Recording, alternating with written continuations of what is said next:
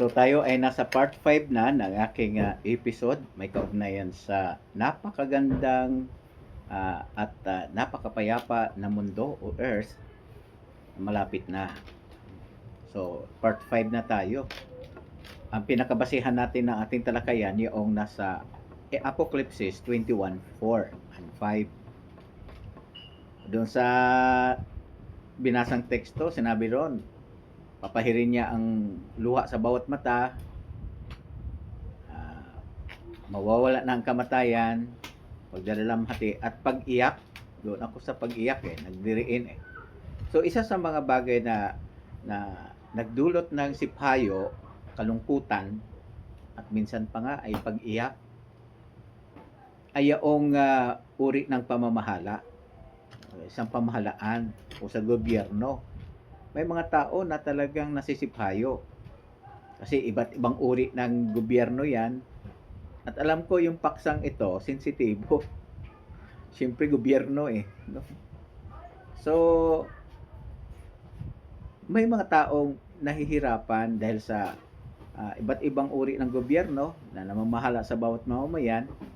At iba nga nagpoprotesta. Ang iba talagang sinasabi ang kalang nilalaman ng kalang puso sa magitan ng protesta. At marami pang ibang paraan. Ang iba nagre-rebelde. Pero bagaman ang totoo niyan ay may iba't ibang uri ng gobyerno sa buong daigdig na mamahala sa mga tao at iba't ibang uri 'yon. Mayroong marahil kang narinig na o nalamang gobyerno na talagang sumisiil sa karapatan ng mamamayan nito, no? Yung kamay na bakal. Napakahirap sa kalagayan na 'yun. Totoo. Pero gayon pa man, ang bawat isa, gaya ng nais ng Diyos na magpasakop. Pero kapag ikay nasa ganong mahirap na sitwasyon, isang gobyerno talaga naman na sumisiil sa karapatan ng mamayan, ang hirap Pero ito ang sinabi ng Diyos At ang bawat tao sa Roma 13:1, basahin natin, Roma 13:1. Ang bawat tao, bawat isa daw, saan man sa buong mundo, ang mga gobyerno yan, ang bawat tao ay dapat magpasakop sa nakatataas na mga otoridad. Dahil walang otoridad na hindi nagmula sa Diyos. Ang Diyos ang naglagay sa mga ito sa kanilang posisyon. O isa-isahin natin, bawat tao magpasakop daw. Ang nakatataas na otoridad dito ay ang mga pamahalaan sa ngayon.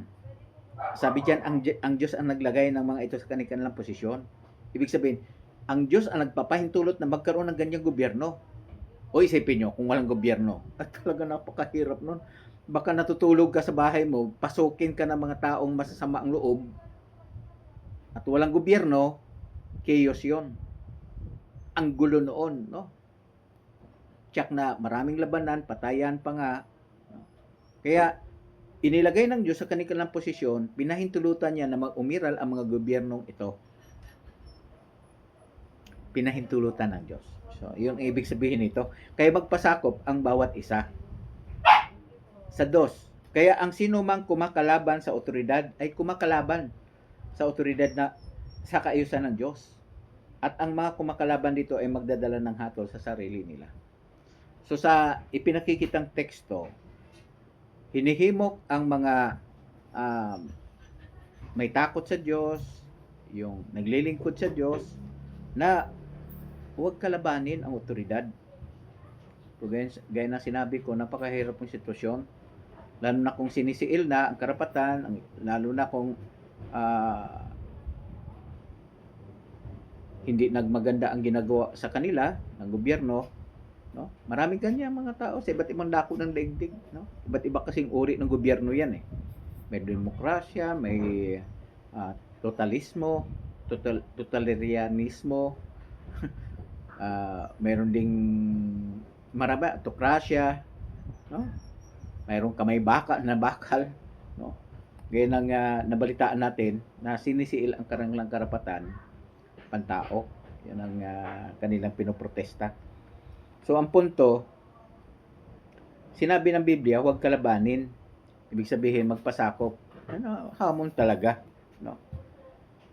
Sa 3, sinabi, dahil kinakatakutan ang mga tagapamahalang iyon, hindi ng mga gumagawa ng mabuti, kundi ng mga gumagawa ng masama. Tama nga naman.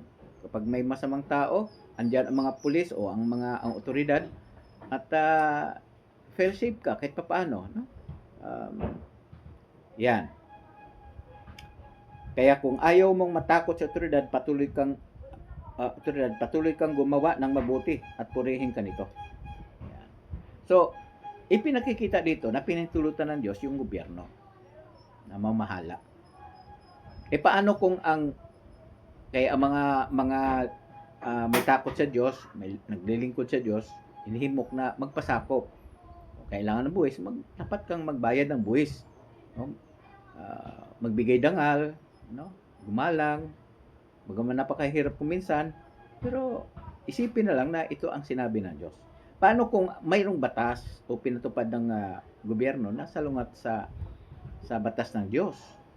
Medyo hamon yon. Pero ang totoo niyan, sa Gawa 5:29, tapatang sinabi na unahin muna ang Diyos sa halip na ang tagapamahalang mga tao. Kaya pag ang batas ng tao ay laban na sa batas ng Diyos, unahin na ang Diyos. Yan ang katotohanan. Ano mang uri ng gobyernong naroon ng isa, yan ang katotohanan. Hinihilingan ng Diyos magpasakop. Pero, di ba, gaya ng sinabi ko na, mayroong gobyerno na sumisiil ng karapatan ng mga tao. No? Hindi maganda ang pamamalakad. Mayroon yan sa iba't ibang panig ng daigdig. Totoo. Kaya nakakalungkot yun. Ngayon ang tanong, pahayaan na lang ba ng Diyos na iiral ang mga ito? Ano ba nagdulot ng siphayo, pag-iyak, pagdadalamhati sa mga tao? Well, sinasagot ng Biblia ang tanong na yan. Ang totoo niyan, gaya na sinabi ko, pansamantalang pinahintulutan ng Diyos ang mga gobyerno sa iba't ibang dako ng daigdig. Iba't ibang uri ng gobyerno yan eh. No? Mayroong gobyernong komunista. Sinasabi nila na sumisiil sa karapatan ng tao. Sila nagsabi noon. At nababalita yan. Pero ano ba ano ba talaga ang damdamin ng Diyos dito? Naawa siya sa mga umiiyak. Siyempre, sabi nga doon, mawawala na ang pag-iyak dahil sa mga ganitong kalagayan. At tinitiyak ng Diyos yan. So, may gagawin talaga ang Diyos. Yan ang dahilan kung bakit pinahihiling ng ating Panginoon Jesus sa kanyang mga tagasunod na idalangin na dumating ang kaharian ng Diyos. Yung sa Lord's Prayer na dumating nawa ang kaharian mo, mangyari nawa ang kalooban paano sa langit dito rin sa lupa. So yung gobyerno ng Diyos ang inaasahan talaga.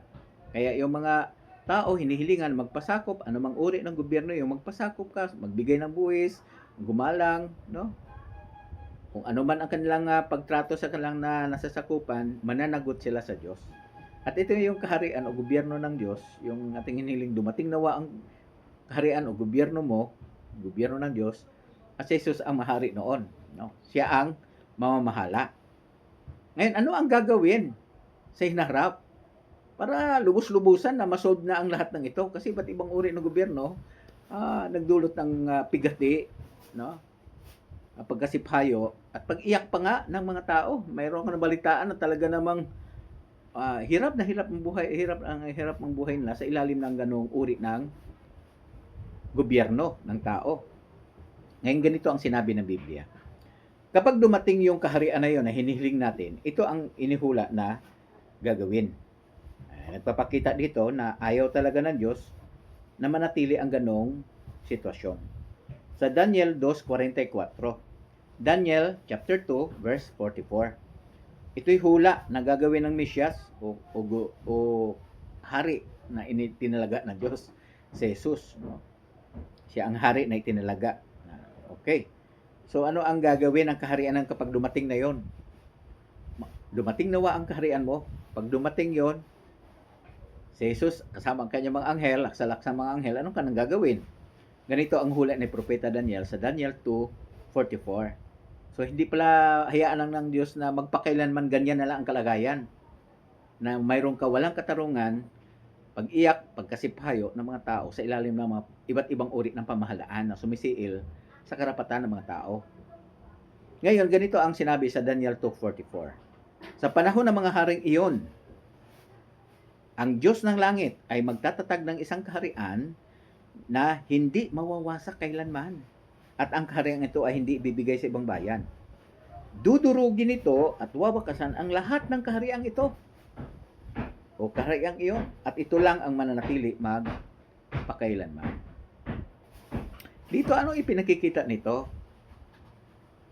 Oo, pansamantala niya lang ang pagpapahintulot ng Diyos sa mga gobyerno ng tao. Pansamantala lang ito. Kaya konting tiis, no? Hindi sa pagitan ng pag-aalsa, pagprotesta, kasi sabi no, magpasakop, huwag kalabanin. Adi, huwag kang gagawa ng ganun.